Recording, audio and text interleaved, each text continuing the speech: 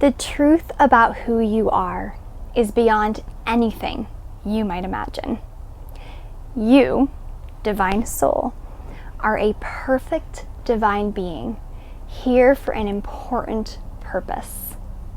In this video, I will guide you to discover your true nature and true power as a creator. I'll teach you how to tap into the truth of who you really are, and I'll also help you to answer the question, who am I really? So get comfortable, choose to be present, and stay tuned.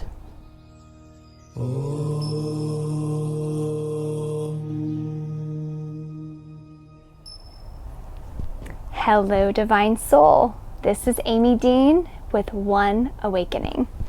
I'm a holistic psychotherapist and guide for your self-realization journey. Join our loving community of like-minded souls on the spiritual awakening journey at one-awakening.com. Okay, so today we will be discussing the truth of who you are in order to move out of the limited mind of the ego, with all of its desires to separate itself from the peace and joy waiting right here for you. So of course, make sure to click subscribe now if you haven't already, so you don't miss out on deepening the connection to your soul in upcoming videos. First, let's explore. Is life a dream? This question has been asked by many religious and spiritual traditions in order to help us dive deeper into the nature of reality. But unfortunately, the answer is not as clear-cut as we might hope. First, we might define a dream.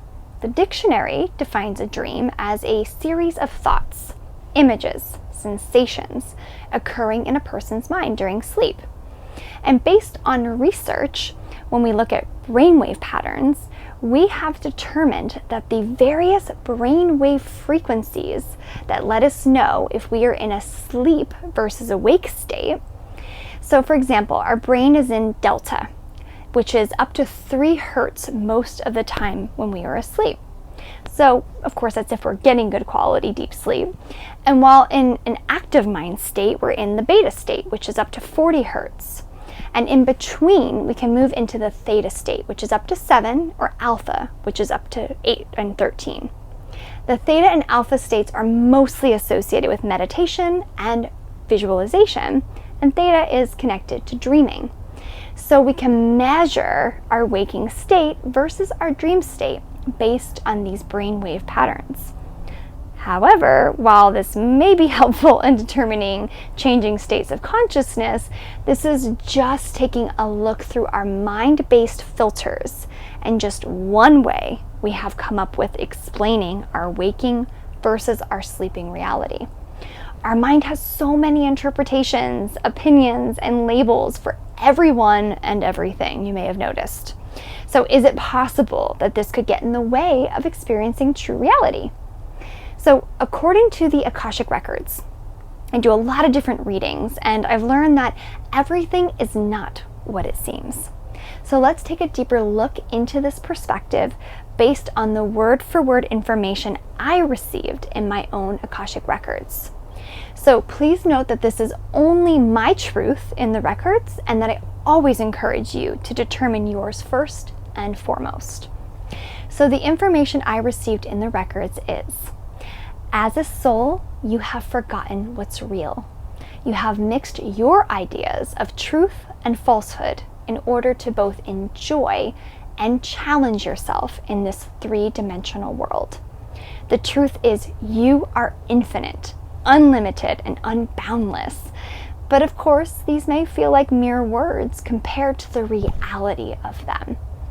As a soul, you created a world fraught with obstacles and perceivable problems in order to help you grow and expand in consciousness.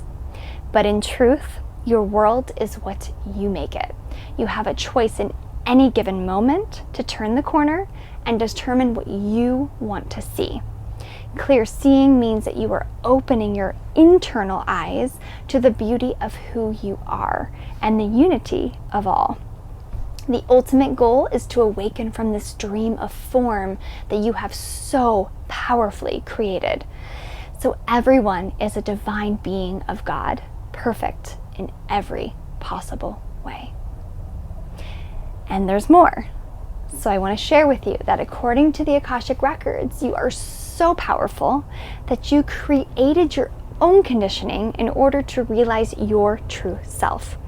Yes, you created the life you are now living.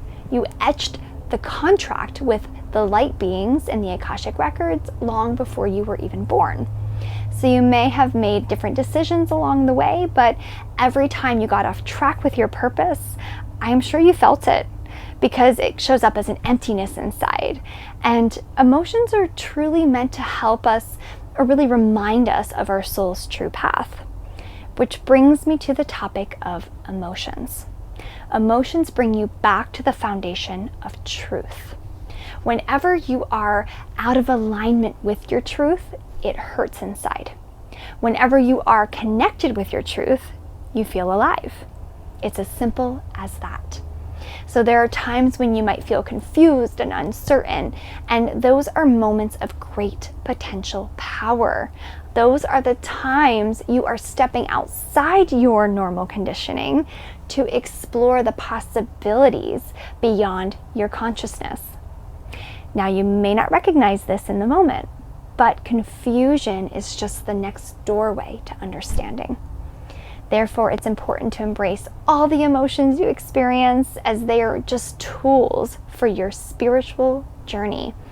And you have decided which tools you need to help you awaken to the truth of who you are.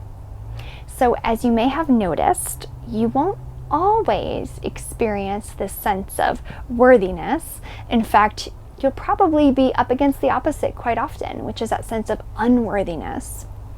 So one big obstacle is facing the illusory part of that you that says you're unworthy. Or you might find that it's hard to accept so much love, or to love yourself so deeply, because you didn't grow up with this knowing, with this experience. However, these are just pathways back home as well. So if you have learned anything from the Akashic records, or if I've learned anything from the Akashic records, it's that in this life, nothing can truly take you away from who you are, only from the experience of who you are. And just because you don't have the experience of it doesn't mean that it's not there. So let's take a planted seed to grow a tree, for example. Just because you can't see the tree doesn't mean it's not there. It's just in a different form. It hasn't matured yet to recognize its fullness. Now, I want to continue to help you tap into the deep knowing of who you truly are. So in the next video, part 2, I will walk you through powerful tools and tips to discover your true self. And as a reminder, make sure to subscribe.